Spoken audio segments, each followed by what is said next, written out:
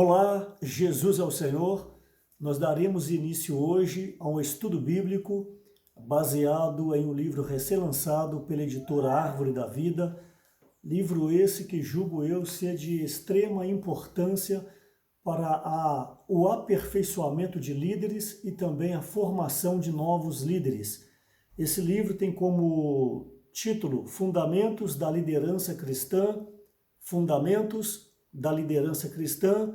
Encorajo desde já você a adquirir este livro junto às cooperativas ou até mesmo direto com a editora Árvore da Vida. Se você tiver alguma dificuldade para adquiri-lo, você possa deixar alguma mensagem nos comentários junto a esse canal do YouTube e, por certo, alguém entrará em contato com você. Você poderá deixar algum contato, telefone ou até mesmo e-mail, que algum de nós da equipe entrará em contato com você. Desde já também agradeço por você ter acessado esse canal junto ao YouTube e também, se ainda não é inscrito, que você possa fazer a inscrição, ativar aí o sininho e todas as notificações que chegarem, você então será avisado, podendo assim participar das demais lições deste livro e até mesmo de outras mensagens que serão postadas, como também serviço de apoio ao cuidado com as crianças. Então fique à vontade e mais uma vez seja bem-vindo junto a esse canal. Esse livro ele é composto de 12 capítulos, então para essa série de mensagens de estudo bíblico nós usaremos então 12 mensagens, uma mensagem abordando cada capítulo do livro. Obviamente não temos aqui a pretensão de esgotar nenhum assunto, antes apenas para dar uma direção para você enriquecer ainda mais, por um lado, os seus conhecimentos bíblicos e por outro lado também a questão da prática. Quando se conhece a palavra de Deus, você é encorajado pelo Espírito a praticar as palavras. Este livro, portanto, ele será usado como a nossa base, como os princípios que nós iremos falar nessas 12 mensagens estarão baseados neste livro, Fundamentos da Liderança Cristã.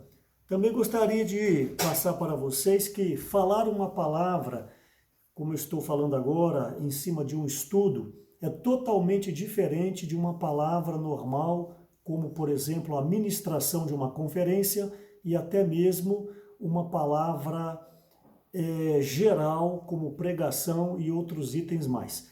O estudo ele requer algo mais minucioso, algo mais didático e, querendo ou não, fica um pouco até mais cansativo, porque você fica ali em alguns momentos tendo que ter muita atenção, algo repetitivo para que você possa fixar bem. Essa é a base, esse é o princípio de um estudo bíblico. O nome já diz um estudo.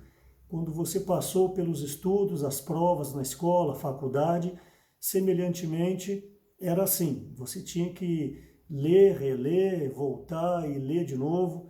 Então o estudo bíblico, em algumas oportunidades, não necessariamente de uma maneira geral, há essa necessidade, portanto, de algo mais minucioso. E hoje, o primeiro capítulo desse livro, que também é o primeiro tema da lição de hoje, nós vamos falar em cima da organização do Arraial de Israel. A organização do Arraial de Israel. Essa é a primeira mensagem e também vai aparecer aí o tema geral para você fixar bem. Bom, eu gostaria de iniciar dizendo que Deus, ele tem um negócio nessa terra, Deus tem um empreendimento nessa terra e, como qualquer negócio e qualquer empreendimento, faz necessário que seja levado a cabo. Ninguém abre um empreendimento, ninguém abre um negócio para falir ou para fechar daqui um mês, daqui 2 meses. Todo mundo tem a pretensão que o seu negócio, que o seu empreendimento ele alcança o objetivo, a cada dia mais vai galgando o sucesso. Eu estou me referindo nas questões humanas, as questões físicas. Mas espiritualmente é a mesma coisa.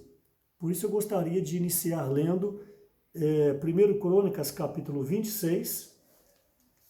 Gostaria que, como é um estudo, é muito importante que você siga na sua Bíblia, para que nós possamos, então, ganhar princípios bíblicos, embora eu esteja usando, embora eu vá usar nas demais lições, este livro como base, mas todos os livros da editora Árvore da Vida têm a responsabilidade com a palavra. Portanto, os livros que a editora lançam, ela tem o cuidado de colocar a base bíblica, os versículos, para que você, leitor, você possa ver que tudo que está sendo falado por meio das palavras, por meio das letras no livro, tem alguma base bíblica. Então essa é a nossa segurança, para que não sejamos enganados, porque há muitos livros, a literatura que tem até um bom conteúdo, mas nem sempre tem uma base bíblica. Então fica em cima de um pensamento, em cima de um achismo, em algumas vezes. Isso não é legal. Então sempre devemos ter a Bíblia como a nossa referência maior, a nossa referência única e soberana. Obviamente, porque Deus deu sabedoria, Deus deu entendimento, Deus deu revelação. Há muitas palavras que elas são revelações recebidas do próprio Deus. Então as pessoas com bastante experiências que têm escrito os livros, elas colocam ali no livro aquilo que Deus tem mostrado para elas. Claro que isso sempre vai existir um fundo onde a Bíblia irá respaldar, não necessariamente dizendo exatamente aquilo, mas algo que coopera para o entendimento da explicação de determinados versículos. Isso aí, necessariamente, nós precisamos, como Paulo orou aos Efésios, para que Deus desse espírito de sabedoria e de revelação. Então, neste momento, você precisa estar desimpedido, a sua mente totalmente aberta, fresca, tranquila, para que você possa receber, então, o falar do Senhor. Uma mente cheia, uma mente saturada, uma mente já formada com algum tipo de ideologia, até mesmo cultura. Se não abrir mão desse tipo de mente, Deus não poderá falar. Por isso que sempre é importante você ter um viver de oração, um viver de esvaziamento, então o Senhor poderá falar ao seu coração. Então, em 1 Crônicas, capítulo 26, versículo 32, aqui reforça o que eu disse, que Deus tem um empreendimento, que Deus tem um negócio. Capítulo 26 de 1 Crônicas, versículo 32, seus irmãos, homens valentes, 2.700 chefes das famílias, e o rei Davi os constituiu sobre os Rubenitas, os Gaditas e a meia tribo dos Manassitas, para todos os negócios de Deus e para todos os negócios do rei. Então, o final do versículo faz menção dos negócios de Deus e os negócios do rei. Ok. Para essa era, no Novo Testamento, nós sabemos que a igreja ela foi levantada nesta terra para levar a cabo a obra de Deus. Durante o decorrer deste livro, em cada mensagem, em cada reunião, nós vamos ver detalhes dessa questão da obra de Deus. Mas hoje, no Novo Testamento, o empreendimento de Deus, a obra de Deus é a igreja. Efésios capítulo 3, versículo 10, ali diz para que pela igreja a multiforme sabedoria de Deus se torne conhecida agora, para que pela igreja. Então nós vemos que Deus, ele necessita que a partir da igreja, a sua vontade, o seu negócio, o seu empreendimento, ele seja levado adiante. Só que essa igreja, como esse empreendimento, como esse negócio, ele necessariamente ele precisa estar encabeçado.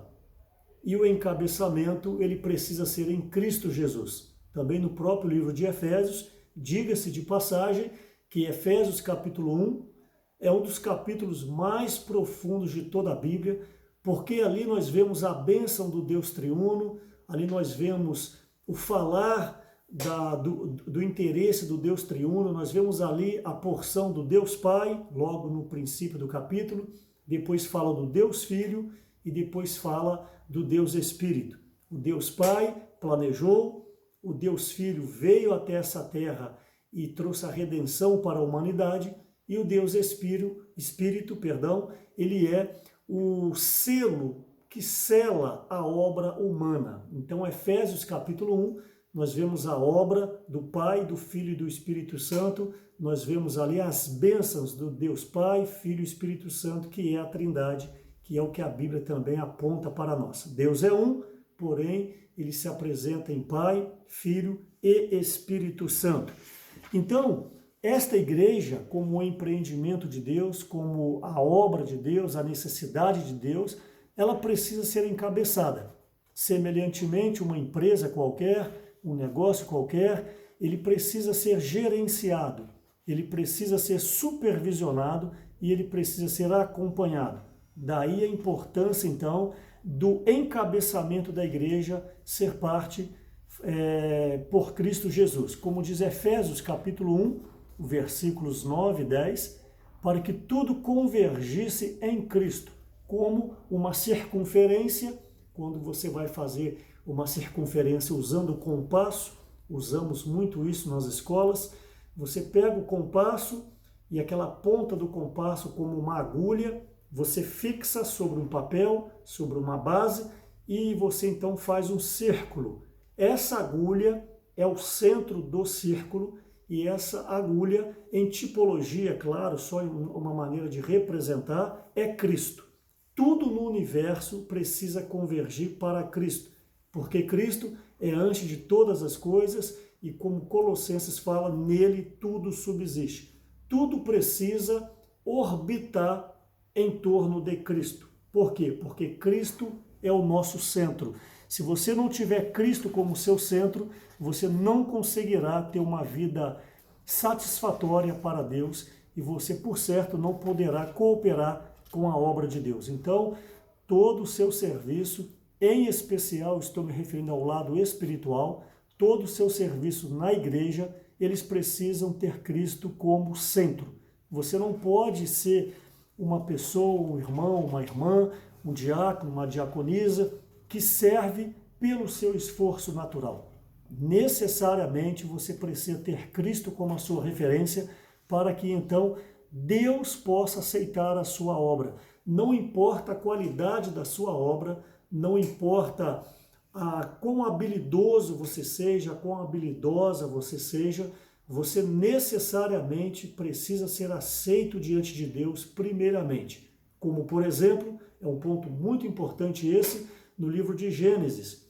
Ali nós sabemos que Abel e Caim, eles ofereceram alguma coisa para Deus. Isso está registrado no livro de Gênesis. E então, quando os dois ofereceram, a palavra é muito clara, onde diz que Deus aceitou Abel e a sua oferta. Então, antes da oferta, vem a pessoa. Antes de Deus aceitar o que você faz, ou o que você pode fazer, ou a sua capacidade, primeiramente Deus precisará aceitar a sua pessoa. Então o versículo é muito claro, aceitou, pois, Deus Abel e a sua oferta. E também, subsequentemente, ali diz para nós que Deus rejeitou Caim e a sua oferta. Então, primeiro Deus aceita a pessoa. E não importa o que essa pessoa faz, se ela é aceita diante de Deus, o que ela faz, obviamente, é algo positivo. Então Deus vai aceitar essa oferta como aceitou a oferta de Abel. Humanamente falando, a oferta de Caim, humanamente falando, ela foi até melhor do que a de Abel. Ela foi mais expressiva, ela foi mais volumosa, mas a palavra diz que Deus rejeitou Caim e, como resultado, rejeitou a sua oferta. Então, primeiramente, este é um ponto muito importante para você, líder, para você, meu irmão, que já é um líder ou que deseja ser um líder, seja lá em qualquer área da igreja, qualquer segmento da igreja, você talvez tem um sentimento de servir a liderança com jovens, apenas um exemplo, servir na liderança, minha irmã, como serviço de criança, ou outras áreas da igreja, como eu disse. Primeiramente você precisa ter a sua pessoa aceita diante do Senhor. Não importa quão capaz você seja, mas você poderá ser rejeitado, assim como foi Caim. Então esse encabeçamento de Cristo, ele é de suma importância para que a igreja consiga desempenhar bem o seu papel. E hoje o que nós temos visto é a falta de liderança nas igrejas. De maneira geral, as igrejas têm até uma liderança, mesmo que seja nominal, mas há uma falta de uma efetividade dessa liderança, de um exercício da liderança adequada para que a igreja ela consiga cumprir o propósito de Deus nessa terra. Então, além da falta dessa liderança adequada, nós temos observado que há em algumas igrejas uma liderança fraca, uma liderança onde os líderes não têm uma base bíblica adequada, não têm um conhecimento mínimo adequado, não têm aquela visão panorâmica de toda a Bíblia, porque, diga-se de passagem, para você poder ministrar uma palavra, necessariamente você precisa ter uma visão bem macro, bem ampla do propósito eterno de Deus para com o seu negócio, para com o seu empreendimento, que no Novo Testamento é a igreja. Então hoje nós vemos lideranças fracas, lideranças sem base. Eu não estou generalizando, mas um bom número de igrejas, por certo, há essa deficiência, há essa carência de líderes que de fato têm uma visão clara do que Deus precisa. Por isso então que eu julgo que essas mensagens desse estudo bíblico poderá cooperar, pelo menos para despertar certos líderes para que possam se dedicarem mais à oração e à leitura da palavra. Esses dois itens não podem faltar para um ministro, para um líder, para alguém que transmite a palavra de Deus para os demais irmãos, podemos chamar assim, para as ovelhas, para os irmãos que necessitam de serem orientados, necessita de uma direção, necessita de uma luz, como o Senhor Jesus em Mateus, quando ele viu que a multidão estava aflita, cansada, sobrecarregada, como ovelhas que não têm pastor. Hoje, nas igrejas, a função de um líder é pastorear o rebanho de Deus, a função de um líder é conhecer o estado das ovelhas, para que possa, então, saber como ministrar uma palavra, como ministrar uma ajuda, por meio de visitas, por meio de um apacentamento. Então, é necessário que o líder ele tenha esse toque espiritual do Espírito, ele necessita que a unção que há dentro dele possa poder orientá-lo a como cuidar do rebanho, como cuidar da igreja. E, repito, hoje nós temos observado lideranças fracas, lideranças que não conseguem avançar, porque falta o ardor do Espírito, que você consegue isso por meio da oração, da comunhão íntima com o Senhor e também do conhecimento da palavra, que quando você conhece, você prossegue. Oséias fala que conheçamos e prossigamos em conhecer o Senhor. Ok, então o empreendimento de Deus nessa terra é a igreja, e a igreja precisa levar a cabo essa vontade eterna de Deus, como eu disse, é o que veremos doravante. E desde a criação do homem, ali em Gênesis capítulo 1, versículo 26, Deus ele tem comissionado ao homem a liderança. Não é o assunto de hoje, é o assunto do capítulo 2, por isso não perca a próxima lição, por que não dizer a próxima reunião online, vai falar sobre a queda de Lúcifer. Eu acho pertinente você ter clareza sobre isso, que está registrado em Isaías 14 e também Ezequiel 28. Mas na mensagem 2, Na lição 2 nós veremos sobre isso, em pormenores.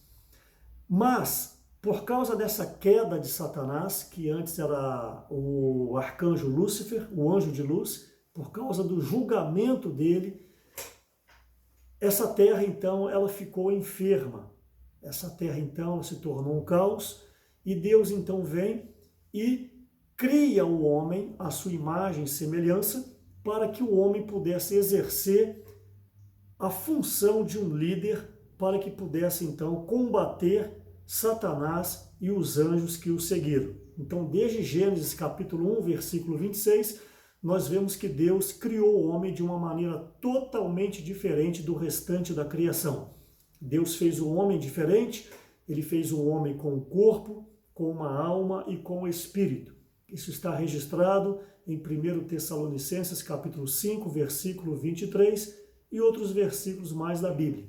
Então, ao criar o homem segundo a sua imagem e semelhança, Deus o comissionou. No versículo 26 de Gênesis capítulo 1, vemos ali que Deus dá ao homem, me permita o termo, o poder, dá ao homem a autoridade para que ele dominasse sobre o restante da criação. E ali então detalha os peixes do mar, as aves dos céus, né, os animais domésticos e os animais que rastejam sobre a terra. Então o foco aqui agora é mostrar que desde a criação o homem foi chamado para a liderança. E também, semelhantemente, ali em Gênesis capítulo 12, de uma maneira mais clara na Bíblia, Abraão lhe foi chamado para iniciar essa comissão do povo de Deus a alcançar o objetivo final. Por isso que Abraão foi o pai da fé. Abraão ali, ele foi o primeiro homem chamado após a queda. Então, gerando ali, ou iniciando ali, podemos dizer, a raça chamada. Porque de Adão, a raça criada, tiveram sucessivas quedas. Então, em Abraão, obviamente que temos ali Noé, antes do dilúvio, que foi obediente a Deus, foi um servo de Deus, mas em Abraão, propriamente dito, o seu nome era Abrão, Deus então começa ali o início da formação do povo de Israel. Então, teve Abraão e também passou por Moisés, porque Abraão, Isaque e Jacó, aí em Jacó cerca de 75 pessoas descem para o Egito, por causa da fome que acometeu a terra que eles moravam. Então, após 430 anos, mais ou menos, esse povo que desceu, que na verdade eram 75 pessoas, então depois de 430 anos, já eram cerca de 2 milhões de pessoas. Então este povo, povo de Deus, clamou ao Senhor, e o Senhor então levanta um libertador, e esse libertador era Moisés. Vocês observem que eu estou dando uma panorâmica. Então, em Moisés, o povo é libertado e o objetivo era introduzir o povo na terra de Canaã, terra que emana leite e mel. Mas por vários motivos, esse povo era de dura cerviz. Esse povo, embora tenha visto os milagres do Senhor Deus, vários e vários milagres, as pragas no Egito, o Mar Vermelho que foi aberto, eles passaram a pé a seco, não molharam seus pés, ninguém se perdeu. Eles viram o exército de Faraó sucumbindo no meio das águas do Mar Vermelho, e logo depois eles viram vários e vários milagres no deserto. Isso está registrado no livro de Números, como o pão que descia do céu, que era o maná, as codornizes que Deus deu para eles se alimentarem, as águas amargas que se tornaram doce. Meu amado irmão, minha amada irmã, você ouvinte, vários e vários milagres, a ponto de estar registrado em Números que o povo colocou Deus à prova por cerca de 10 vezes. Então, esse povo, por determinação de Deus, por causa da dura cerviz, por causa do coração endurecido, diga-se de passagem, não necessariamente um milagre vai te fazer a crer em Deus, porque vejam esse povo, quase todos os dias viam milagres e ainda assim murmuraram, e todos eles, da idade de 20 anos para cima, caíram no deserto. Todos os homens, os seres humanos, de 20 anos para cima, eles caíram no deserto. Então prova que milagre não aumenta a fé de ninguém. Quantas vezes que você está passando por um aperto, talvez algum ente esteja doente, ou até mesmo você, e clama a Deus, Deus então dá a cura, ou de repente você está desempregado, ou alguém da sua família, aí pede a Deus, aí Deus permite que consiga um emprego e depois esquece e vive como se nada tivesse acontecido. Nós somos assim, nós somos pessoas de dura serviço, por isso que Deus precisa ter misericórdia de nós todas as manhãs. Por isso que Lamentações capítulo 3, versículo 22 fala que as misericórdias de Deus se renovam a cada manhã. Por isso que nós não somos consumidos. Então, mesmo Moisés sendo líder, sendo o homem que falava face a face, boca a boca com Deus, mesmo Moisés, em um momento de desequilíbrio, vale lembrar que Moisés não era Deus, Moisés era homem como eu e você. A única diferença, obviamente, que tinha uma intimidade tremenda com Deus, porque ele buscava essa comunhão com Deus, o que não deveria ser diferente nós hoje no Novo Testamento. Mesmo Moisés, por um momento de lapso, por um momento de descuido, por um momento, me permita aplicar, estava ali sem orar, estava ali sem ter comunhão com Deus, ele bate na rocha 2 vezes, é um episódio também que é interessante você conhecer, quem sabe doravante podemos falar sobre isso. E ali então ele prevaricou contra Deus, é o que está registrado no livro de Deuteronômio, e nem mesmo Moisés pôde entrar na boa terra de Canaã. Mas Deus já estava preparando Josué, um líder que seria o sucessor de Moisés. O encargo hoje não é falar de Moisés, não é falar de Abraão, não é falar de Josué. O que eu estou chamando a atenção é que Deus precisa de liderança firme e clara nessa terra para cumprir o seu propósito. Então Josué já estava sendo preparado.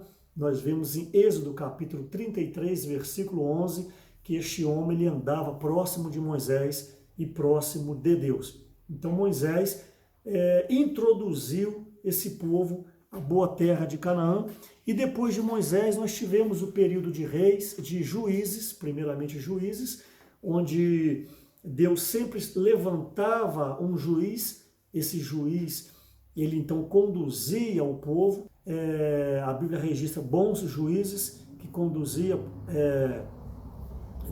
o povo para o lado positivo. E depois dos juízes vem a Era dos Reis. A Era dos Reis, esses reis então também tinham reis bons e reis ruins. Então os reis semelhantemente, existia ali os reis de Judá, que era o reino do sul, e os reis do norte, o reino do norte.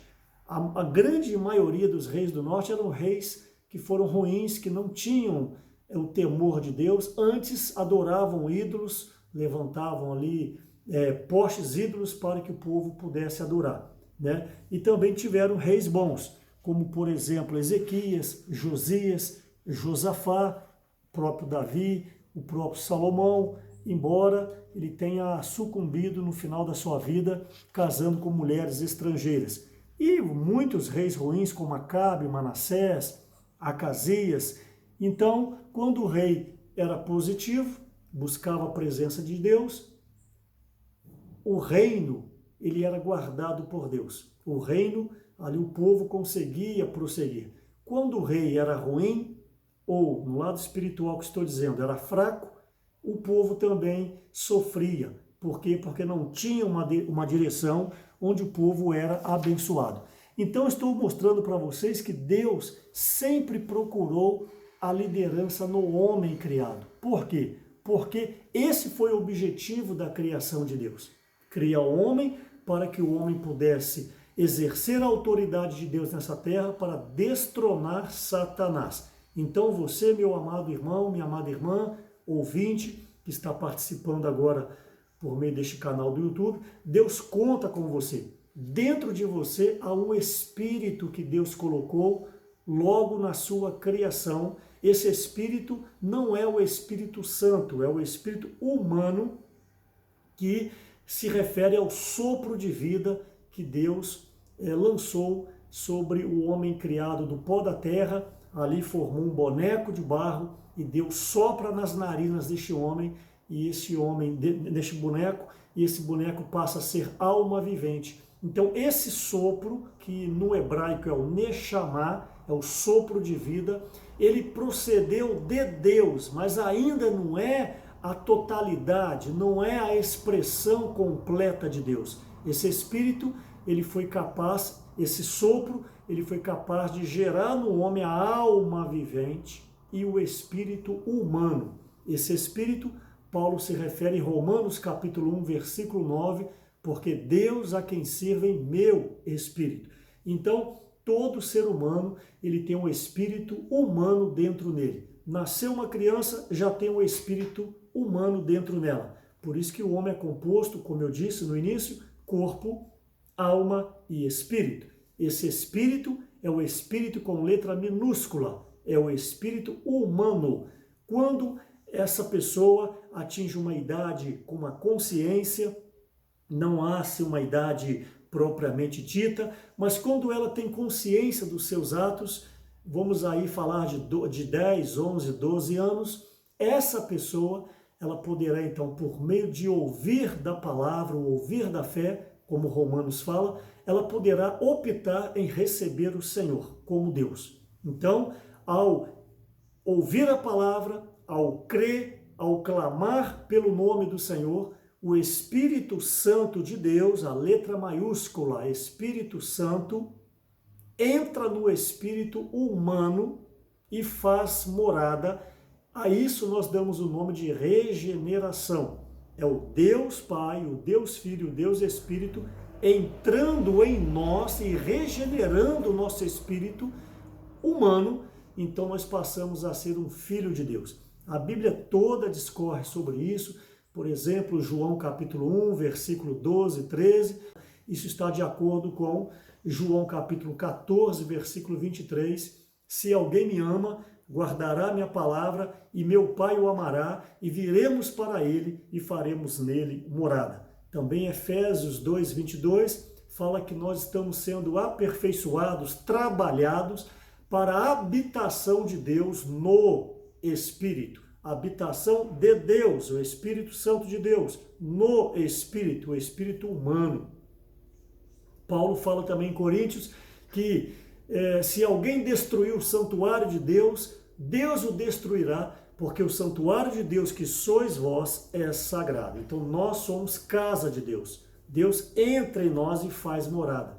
Isso está em 1 Coríntios 3, 16 em diante. E também várias outras passagens mostram que Deus ele faz morada no homem, a ponto do próprio Paulo em Coríntios falar: aquele que se une ao Senhor é um espírito com ele. Então, quando o Espírito de Deus entra no espírito humano, nós passamos a ser um único espírito. Por isso que o homem foi criado de uma maneira diferente. Você está feliz por isso? Você tem o Espírito dentro de você. Você precisa dar glórias a Deus por essa questão maravilhosa que nós temos Deus dentro de nós e todo ser humano tem o potencial para receber Deus dentro nele. Então, isso está totalmente evidenciado em toda a Bíblia. Como eu disse, o Espírito que foi soprado para dentro do homem, isso também está claro em Eclesiastes capítulo 3, versículo 11, onde diz que Deus colocou a eternidade no coração do homem. Essa eternidade foi o primeiro sopro. Deus soprou e o boneco de barro tornou-se alma vivente. O Espírito com letra minúscula, Espírito humano. Estou gastando bastante tempo, como eu disse no final, é um estudo bíblico. E você precisa ter clareza desses pontos para você entender, em especial entender João 4, 23 e 24, onde fala que Deus é Espírito, com letra maiúscula. E importa, ou seja, é importante, e importa que os seus adoradores o adorem em espírito e em verdade. Então, Deus é Espírito, letra maiúscula. E importa que os seus adoradores o adorem em espírito, letra minúscula, espírito humano, em espírito e em verdade. Então, o homem, desde a sua criação, ele foi criado para ser um líder. Então, após os reis que foram levantados, tivemos vários e vários profetas, Jeremias, que foi contemporâneo de alguns reis, Isaías, depois os profetas menores, Daniel, Oséias, Obadias, até o último livro do Novo Testamento, do Antigo Testamento, Malaquias, e no Novo Testamento, com a vinda de Jesus, o homem Jesus nascido de Maria, ali o próprio Espírito Santo entrou em Maria, em Mateus 1,18, então ali nasce um menino chamado Jesus, o Emanuel, a profecia de Isaías 7, a profecia de Isaías capítulo 9, e esse menino não era um menino qualquer. Esse menino, sim, era filho de Maria, mas dentro desse menino era o próprio Deus. Observem que o Espírito Santo, o próprio Deus, entrou em Maria. Então Maria tão somente é a mãe do homem, da matéria, do corpo, chamado Jesus. Mas dentro desse menino estava o Espírito Santo, o próprio Deus. Então Jesus vem a essa terra e tem uma vida totalmente aprovada pelo Pai. Ele vive por volta de 33 anos. E ali então, durante o seu período de 3 anos de ministério, em Lucas capítulo 6, versículo 12, após orar a noite inteira, a madrugada inteira, o Senhor Jesus, ele chama 12 discípulos, que depois passariam a se chamar 12 apóstolos. A estes discípulos, então, o Senhor os comissiona para pregar o evangelho do reino a toda a terra, para que Satanás, como eu disse no início, ele fosse destronado. Então o Senhor Deus, o Senhor Jesus, deu autoridade para esses apóstolos, e culminando no capítulo 28 do livro de Mateus, quando o Senhor já estava para poder, de fato, ir totalmente para o Pai, ele já havia, obviamente, morrido na cruz e voltado como segundo Consolador. E aqui ele dá as palavras finais, a grande comissão, em Mateus 28, Jesus disse no versículo 18, Jesus aproximando-se falou-lhes, dizendo, toda autoridade me foi dada no céu e na terra. Ide, portanto, fazei discípulos de todas as nações, batizando-os em nome do Pai, do Filho e do Espírito Santo, ensinando-os a guardar todas as coisas que vos tenho ordenado. E eis que estou convosco todos os dias até a consumação do século. Então aqui, mais uma vez, prova que Deus precisa que o homem exerça a liderança. Se o homem tem uma liderança, o homem poderá cumprir o propósito para o qual ele foi criado. Então, eu comecei mostrando aqui, desde a criação do homem, Gênesis 1:26, que Deus estabelece então o homem para exercer a autoridade, e até aqui o início do Novo Testamento, no capítulo 28 de Mateus. O sucesso desse empreendimento, o sucesso desse negócio de Deus, ele depende da liderança. Ele sempre vai depender da liderança. Se tem uma liderança firme, se tem uma liderança que conheça os propósitos de Deus, se tem uma liderança esvaziada, se tem uma liderança com o coração aberto para receber o falar de Deus, seja por meio da Bíblia, seja por meio da oração, ou seja por orientação de pessoas que estão à frente da obra, por pessoas mais maduras, essa liderança ela poderá ser útil nas mãos de Deus. E, no caso, essa igreja, esse empreendimento, esse negócio do Pai, ele terá então um desenvolvimento positivo para aquilo que Deus necessita. Ok, então voltando para Crônicas, gostaria que mais uma vez você abrisse a sua Bíblia no livro de 1 Crônicas, capítulo 26, que nós já lemos, o versículo 32 no final. Jogo ênfase que para todos os negócios de Deus e para todos os negócios do rei. Ok, os negócios de Deus nesse versículo se referem aos serviços do templo. O que interessava a Deus naquela época, naquele momento, era que todos os serviços, é o que nós vamos ver ainda hoje, todos os serviços fossem de uma maneira bastante organizada, de uma maneira bem alinhada, de uma maneira bem aperfeiçoada. Por quê? Porque o nosso Deus é um Deus de ordem. Portanto, a igreja também precisa ter ordem. Nós sabemos que a epístola de Paulo ali para Timóteo, e também a primeira epístola de Paulo a Timóteo, e também a epístola de Paulo para Tito, você lê ali, você vê a ordem que se requer na casa de Deus, que é a igreja. A igreja, diga-se de passagem, que é esse empreendimento, que é esse negócio, ela é a casa de Deus. Isso está muito claro em 1 Timóteo capítulo 3, versículo 15, para que se eu tardar, fique ciente de como se deve proceder na casa de Deus, coluna e baluarte da verdade, que é a igreja. A casa de Deus, que é a igreja. 1 Timóteo capítulo 3, versículo 15.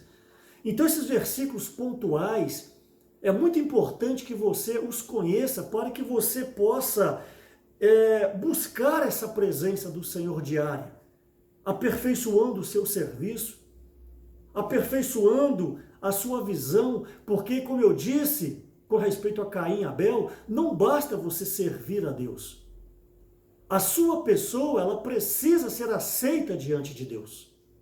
Caso contrário, o seu trabalho, por mais volumoso, por mais atraente para as pessoas, ele diante de Deus será madeira, feno e palha. É o que Paulo recusa ali em 1 Coríntios capítulo 3.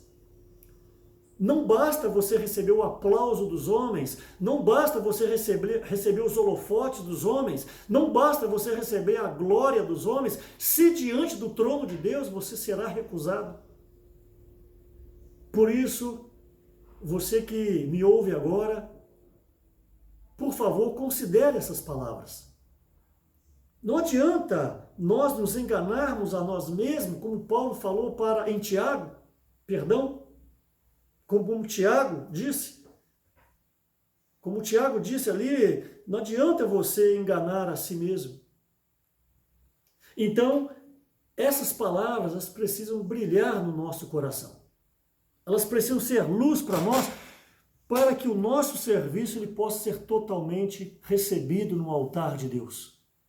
Paulo fala em 2 Coríntios, capítulo 5, versículo 10, importa que todos nós compareçamos perante o tribunal de Cristo, para que cada um de nós seja julgado pelo bem ou mal que fez por meio do corpo.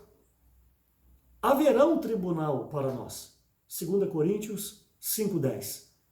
Haverá um tribunal. E nós não poderemos correr risco de sermos reprovados. Por isso, então, que os negócios de Deus se referem aos serviços do templo. E os negócios do rei se referem à estrutura governamental para a existência e a estabilidade de um reino. Então, do lado de Deus, era necessário que o templo funcionasse de uma maneira adequada. São as coisas espirituais.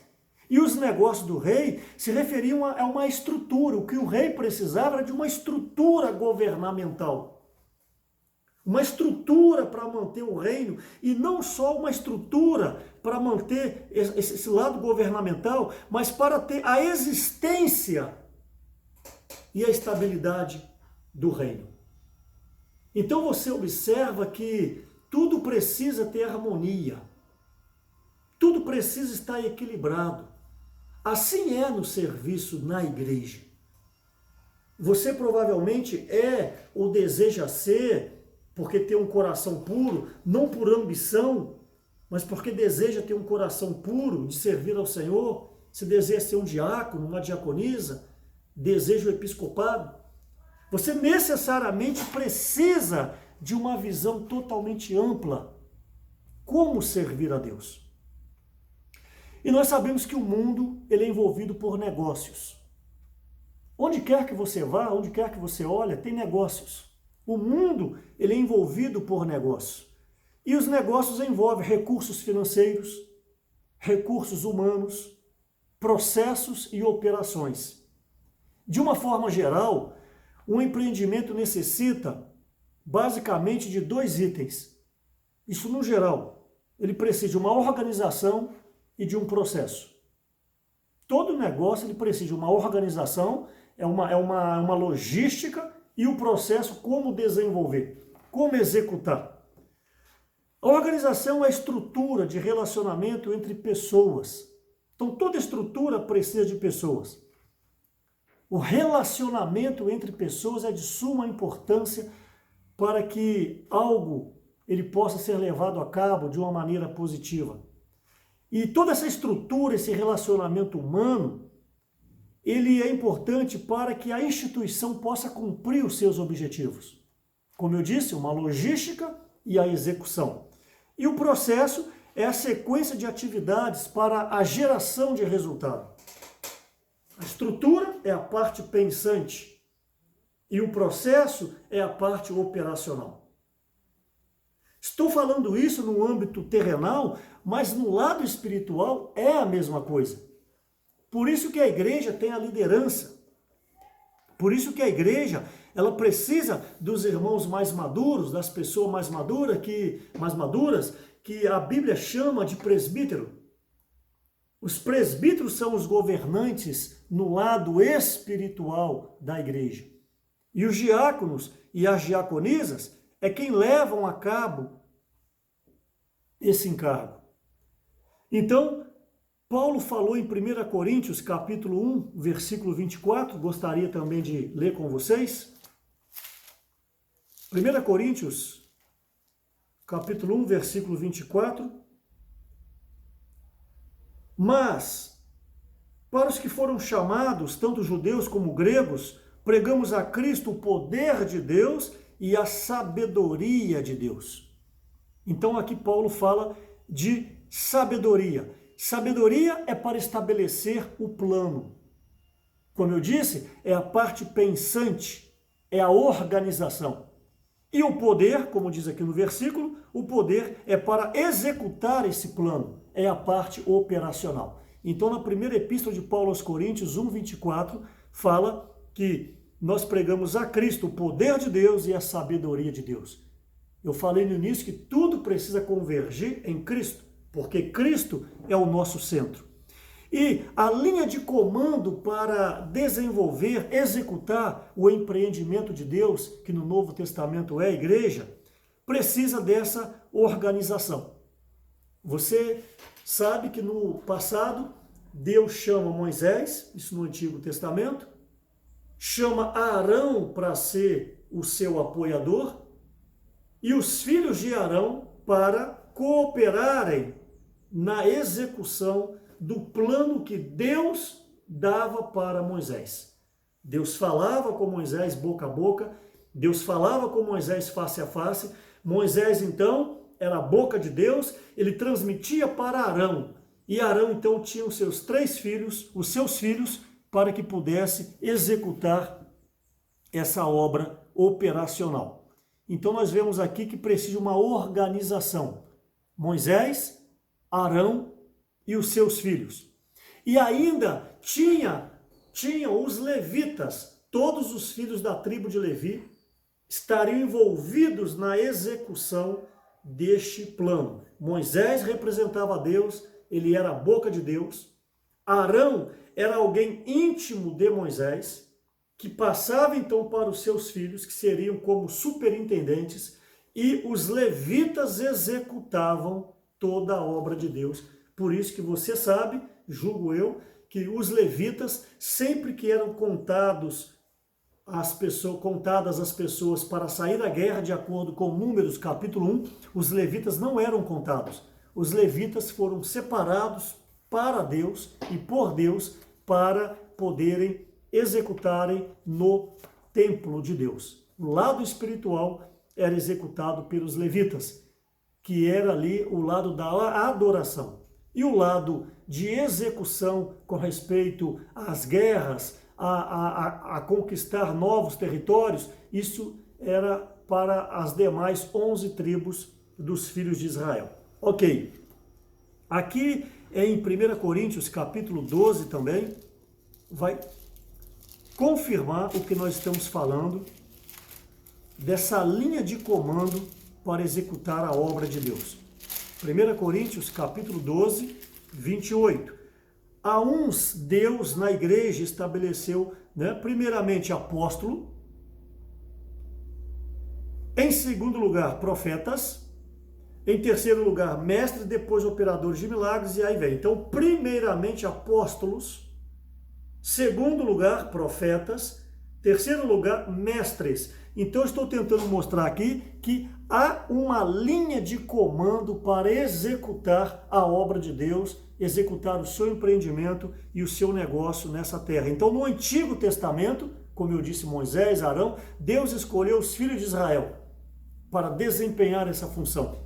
E no Novo Testamento, Deus, ele estabeleceu, ele separa, ele escolhe a igreja para cumprir o seu propósito. Ok. Gostaria de ver com vocês também, aqui uma passagem muito importante, como eu acabei de referir logo no início, Lucas capítulo 6, versículo 12, foi o estabelecimento dos apóstolos. Lucas 6, 12. Naqueles dias retirou-se Jesus para o monte a fim de orar e passou a noite orando a Deus. E quando amanheceu, chamou a si os seus discípulos e escolheu 12. Então, no Novo Testamento, não muda o princípio. No Antigo Testamento, Deus escolhe, Deus estabelece, Deus comissiona. No Novo Testamento, é a mesma coisa. Deus, então, escolheu, na pessoa de Jesus, escolheu os 12 discípulos, que seriam os 12 apóstolos. E quando você vê em Atos capítulo 15, você também pode conferir em Atos capítulo 20, a questão do que eu falei há pouco, os presbíteros, como a liderança da igreja. Atos capítulo 20, aliás, primeiro 15. Atos capítulo 15, podemos ver o versículo 4. Tendo eles chegado a Jerusalém, foram bem recebidos pela igreja, pelos apóstolos e pelos presbíteros. Atos capítulo 20, versículo 28. Primeiramente, o 17. Atos 20, 17. De Mileto, Mileto é uma cidade, é uma igreja, mandou a Éfeso, outra cidade, outra igreja. De Mileto mandou a Éfeso chamar os presbíteros da igreja. Quem é a liderança da igreja? Os presbíteros. Esses mesmos presbíteros do versículo 17, no versículo 28, atendei por vós e por todo o rebanho sobre o qual o Espírito Santo vos constituiu bispos. São presbíteros ou são bispos? Hoje, no mundo cristão, há algo que não procede de acordo com a genuína palavra de Deus. Hoje, de certa maneira, no geral, a posição maior de uma igreja é o pastor. Mas não é isso que a Bíblia diz. A Bíblia diz que o governo da igreja está sob a coordenação e direção dos presbíteros. Eu não gosto muito dessa palavra, governo, mas para você poder entender. O governo maior de uma igreja, obviamente, é Deus, é o Espírito, é a teocracia. Mas o governo maior de uma igreja é o presbítero. O presbítero, ele é o ancião. Ancião é a pessoa mais madura, não necessariamente em idade. O ancião é o presbítero. E a função desse presbítero é bispo, que no grego é supervisor. Então, a pessoa é o presbítero. Repito, que é o ancião. É a pessoa mais madura, não necessariamente em idade.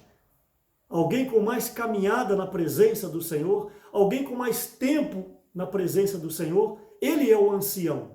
Ele é o mais maduro em vida e não em idade, necessariamente. Ele é o ancião, que é o mesmo que presbítero. A palavra se equivale. Ancião, presbítero, é o governo da igreja. E qual é a função desse presbítero? É ser bispo. E bispo no grego é um supervisor. Então qual é a função do presbítero? Supervisionar o rebanho, supervisionar a igreja. E uma de suas funções subsequentes é pastorear o rebanho. Então a Bíblia não mostra que o pastor, o governo da igreja está sobre o pastor. O pastor, o pastoreio é a função de um presbítero. O presbítero é o governo da igreja. Gostaria que você acompanhasse comigo em Atos capítulo 14, me veio na mente aqui agora, não está no livro. Atos capítulo 14,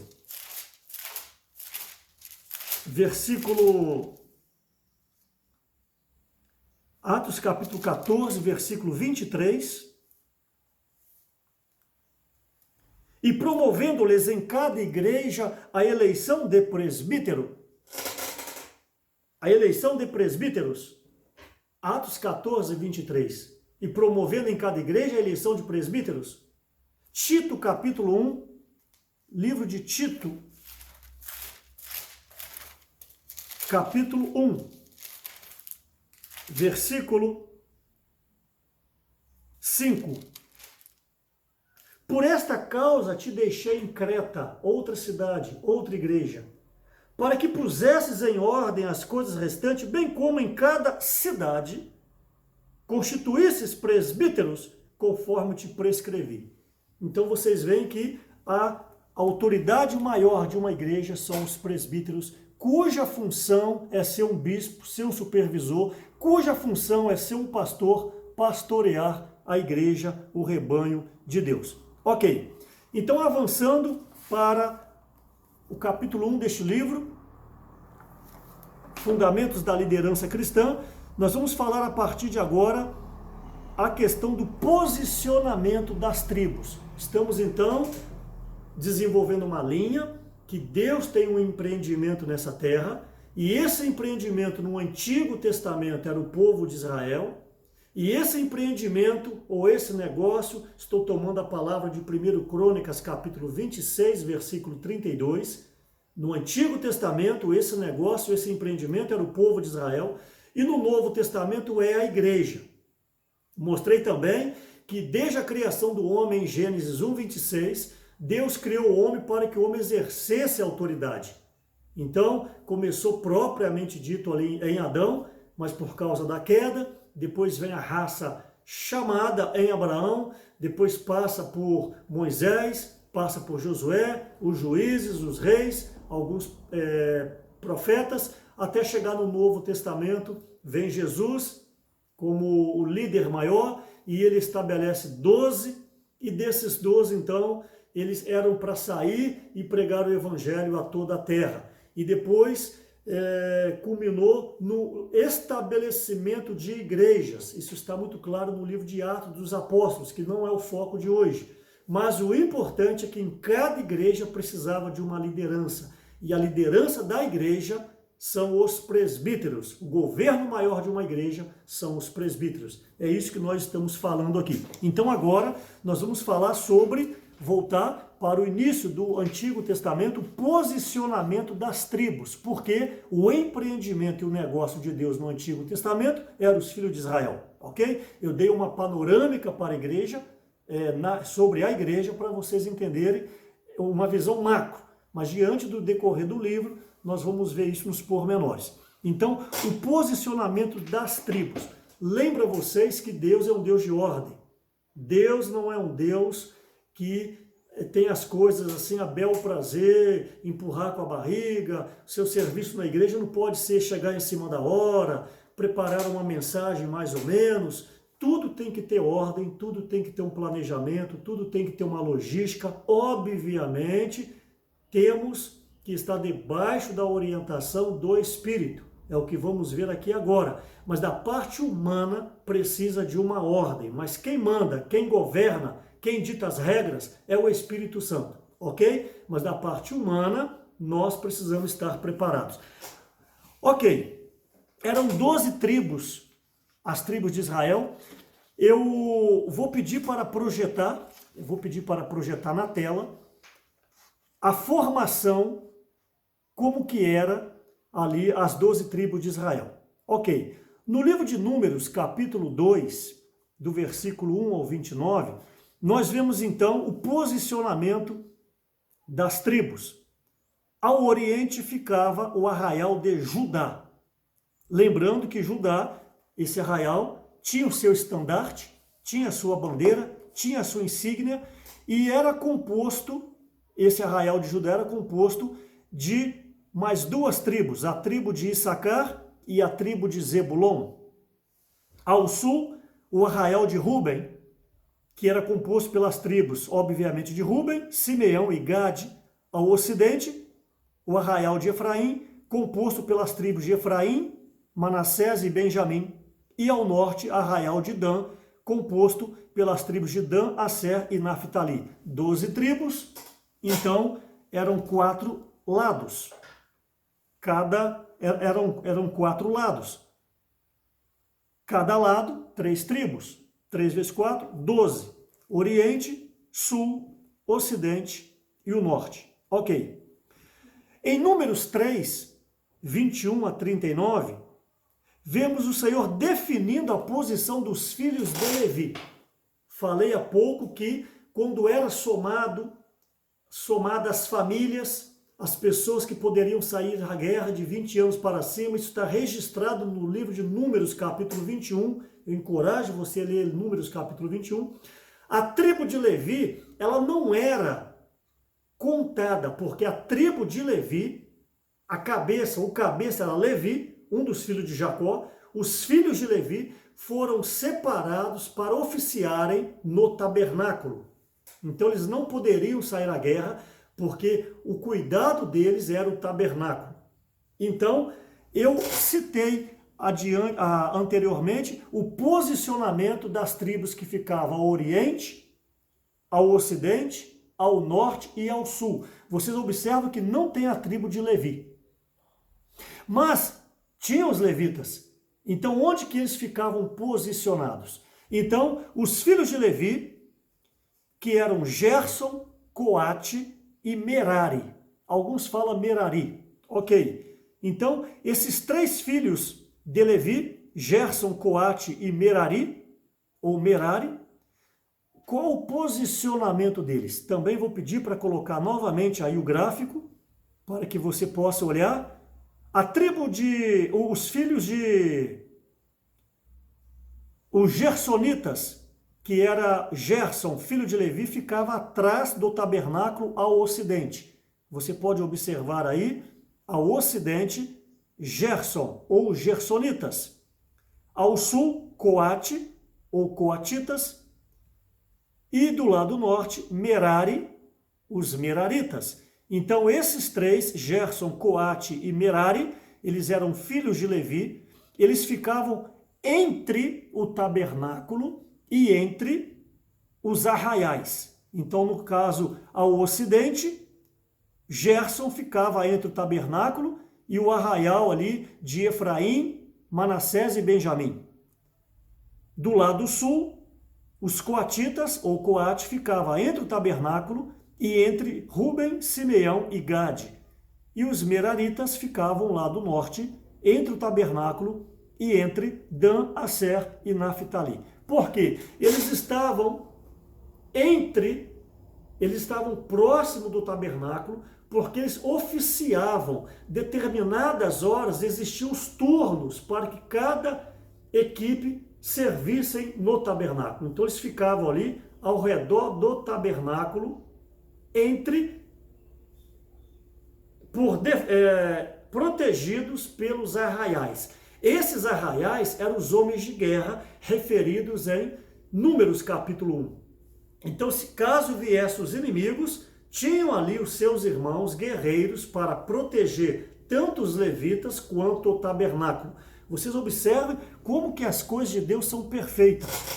E também, entre esses, nós vemos que o Senhor colocou eles em determinados lugares. Entre esses, cada um foi colocado em determinado lugar. É um princípio para nós na vida da igreja, é um princípio para nós na igreja. De repente, você queria servir em outro lugar, mas Deus, por meio da liderança da igreja, por meio dos presbíteros, colocou você em determinada função. Você na igreja precisa saber qual a parte no corpo de Cristo que você ocupa. Qual é a sua função na igreja? Qual é a sua comissão na igreja?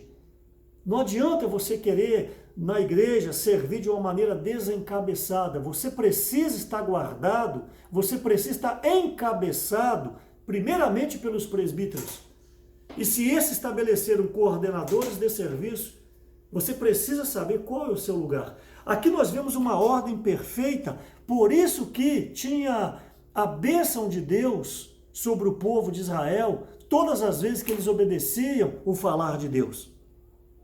E cada uma dessas pessoas, como Gerson, como Coate e como os Meraritas, eles tinham uma função dentro do templo.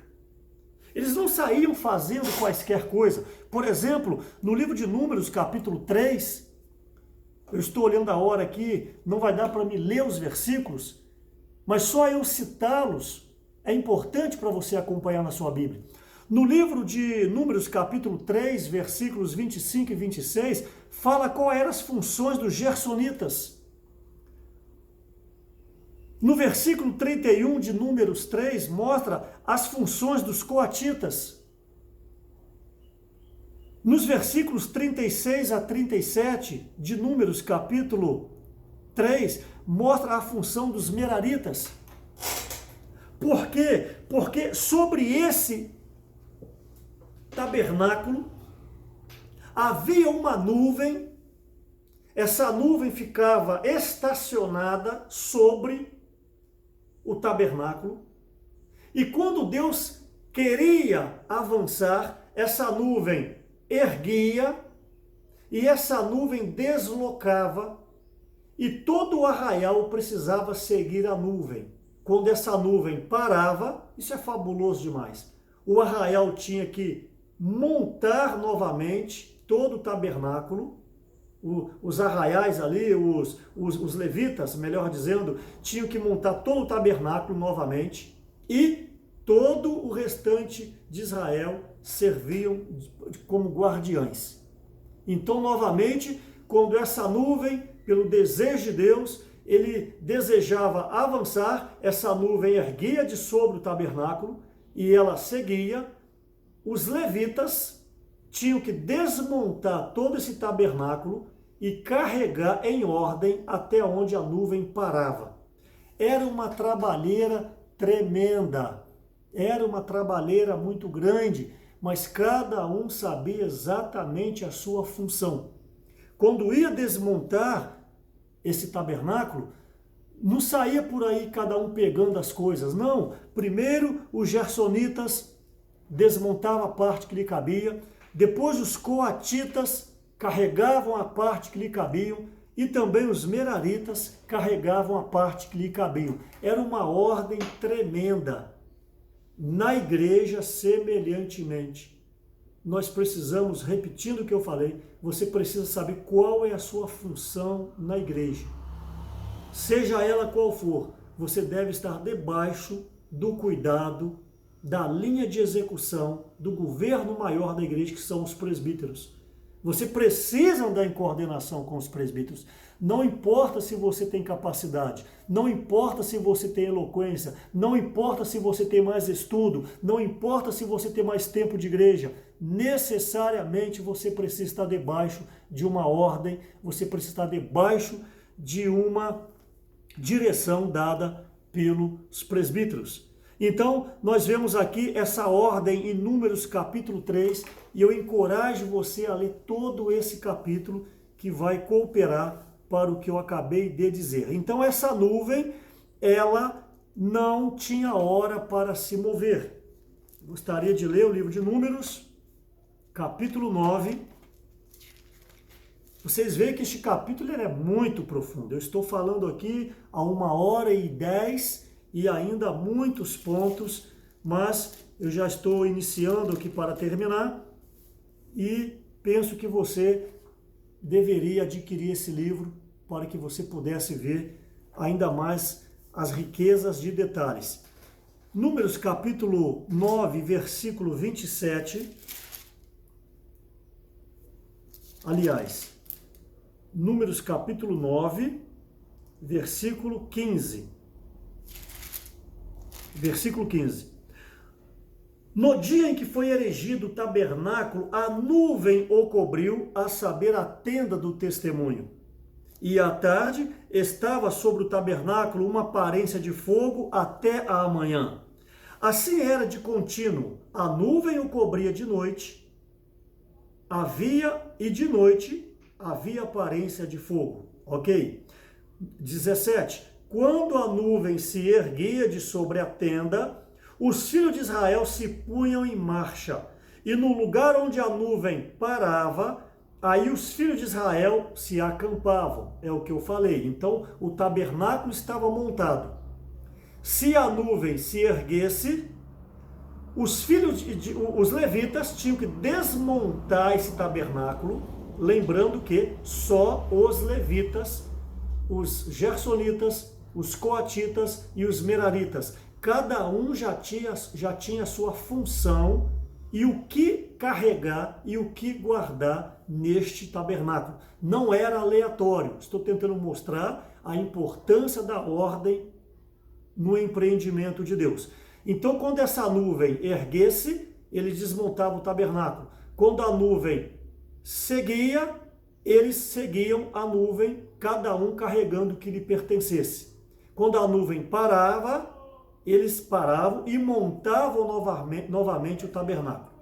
Olha a trabalheira, mas precisa entender a harmonia que existia entre eles. Versículo 18. Segundo o mandado do Senhor, os filhos de Israel partiam e, segundo o mandado do Senhor, se acampavam. Por todo o tempo em que a nuvem pairava sobre o tabernáculo, permaneciam acampados. Estou só confirmando o que eu já falei.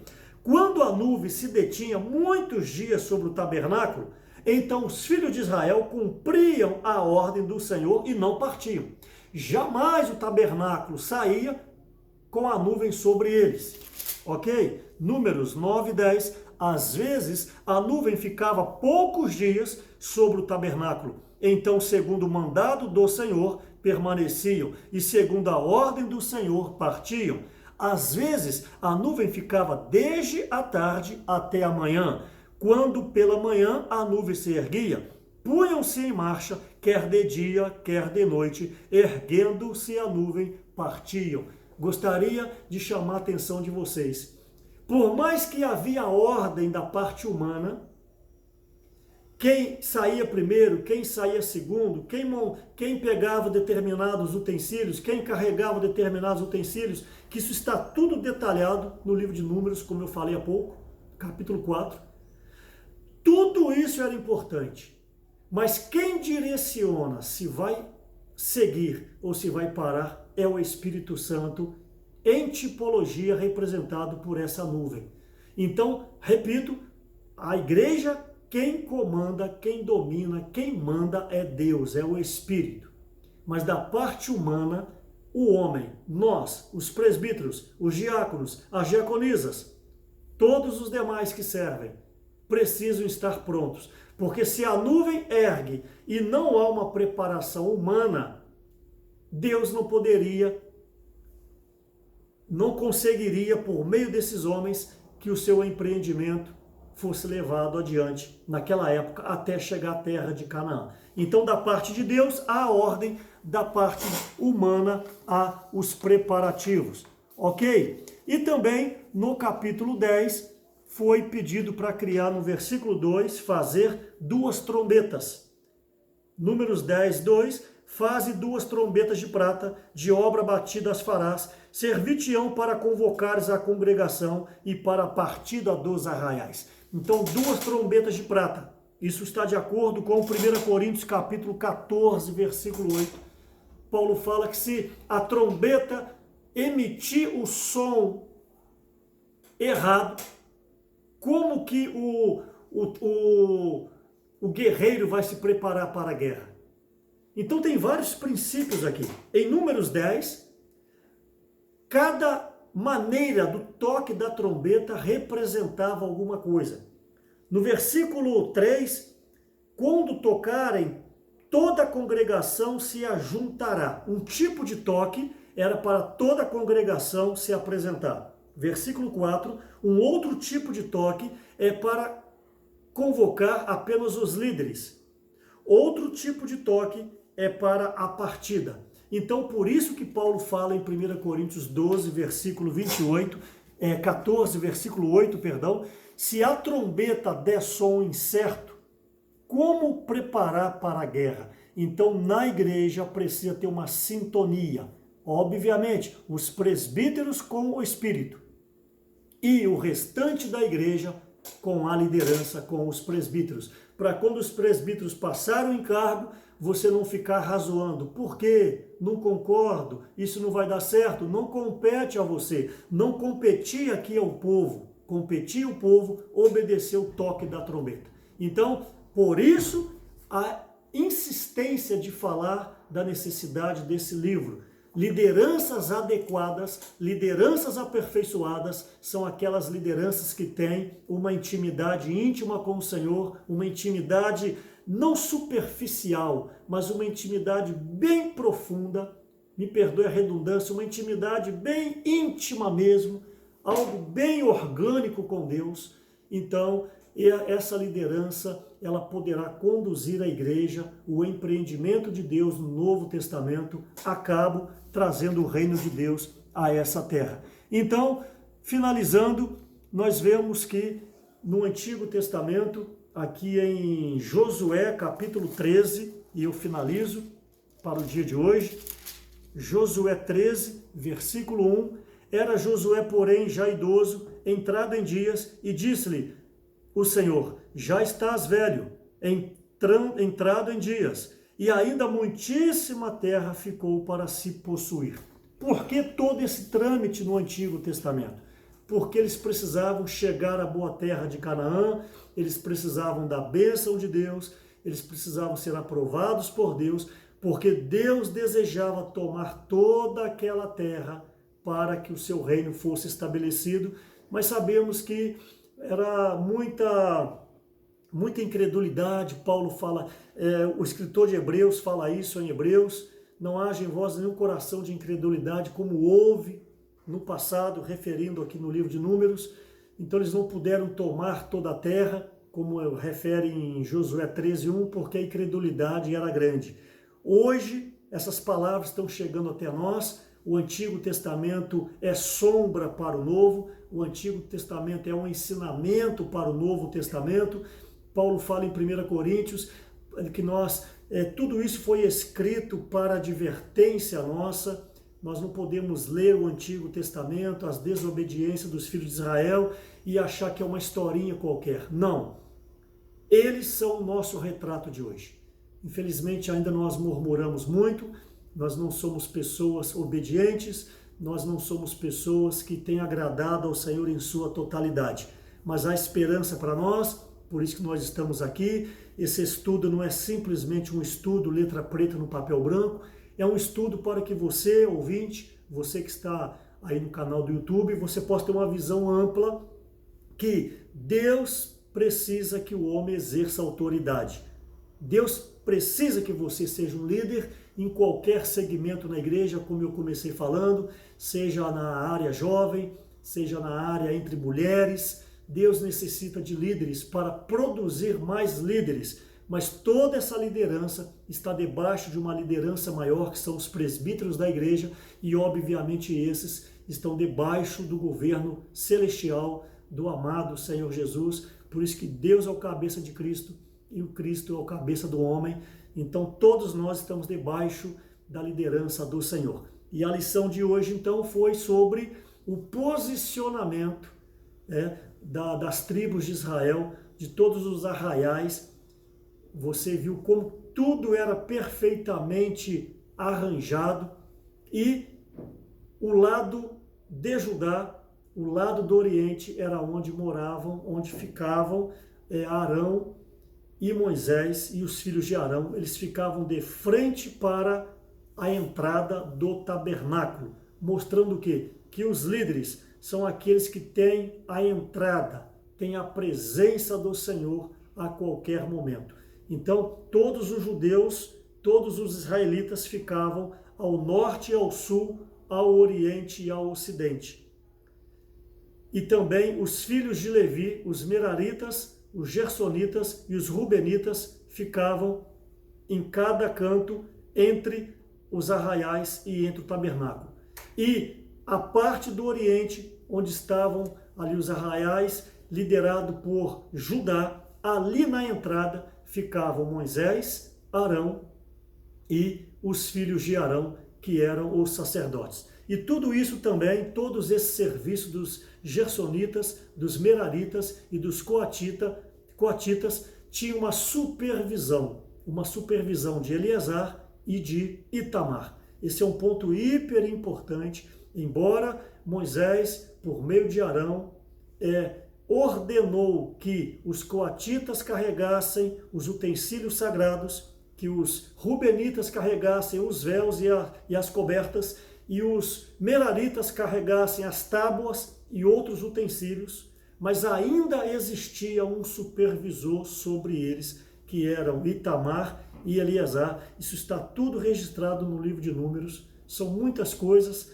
que vocês poderão ganhar lendo a Bíblia e também desfrutando deste livro, e também nas próximas lições que nós iremos ter, você por certo ganhará bastante, ok? Muito obrigado pela presença. Se você puder se inscrever no canal, dar o seu like e também divulgar este canal para que outras pessoas possam ter acesso a esse estudo bíblico.